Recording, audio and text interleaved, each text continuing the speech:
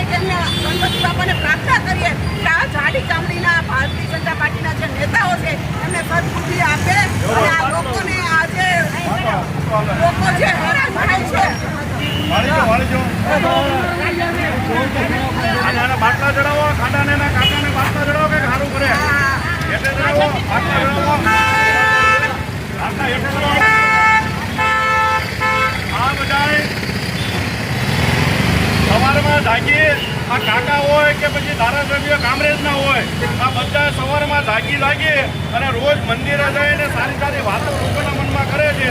એટલે એનામાંથી પ્રેરણા લીધી છે કે ભાઈ આવું બધું કરવાથી આ રોડ રસ્તાના ખાડાઓ પૂરાઈ જશે. અમારા જે કામરેજના ધારાસભ્ય છે એ પણ રોજ લોકોને સારી સારી ધર્મની વાતો કરે છે, ભક્તિની વાતો કરે છે અને એવી જ રીતે કાકાનું કામ પણ છે.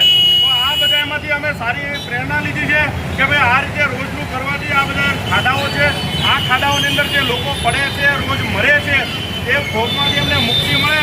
અને ખાસ કરીને આજે જે પૂજા છે એ પૂજાનો મૂળ આશય એટલો જ છે કે આ બધા જે દુરાચારી આત્માઓ છે એમને સદબુદ્ધિ આપે.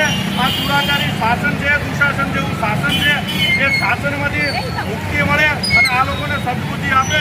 તો આ જે જનતાને જે લાખો રૂપિયા વર્ષે ટેક્સ ભરે છે, આ જે વિસ્તાર છે કેવી રીતે કમાણી કરીને મ્યુનિસિપાલિટીને વેરો ભરે છે, આ જે વાહન ચાલકો છે એ દર વર્ષે કરોડો રૂપિયા વાહન પેટે ટેક્સ આપે છે, તેમ છતાં પણ એમને આવા ખાડાવાળા રોડ મળે છે.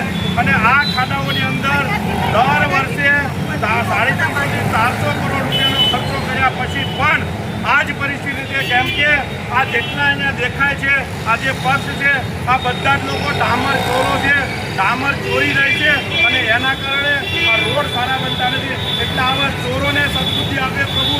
એટલા માટે ખાસ આજે અમારા તમામ કોર્પોરેટરશ્રીઓ, આમ આદમી પાર્ટીના કાર્યકર્તાઓ લગાવવાના છે. એક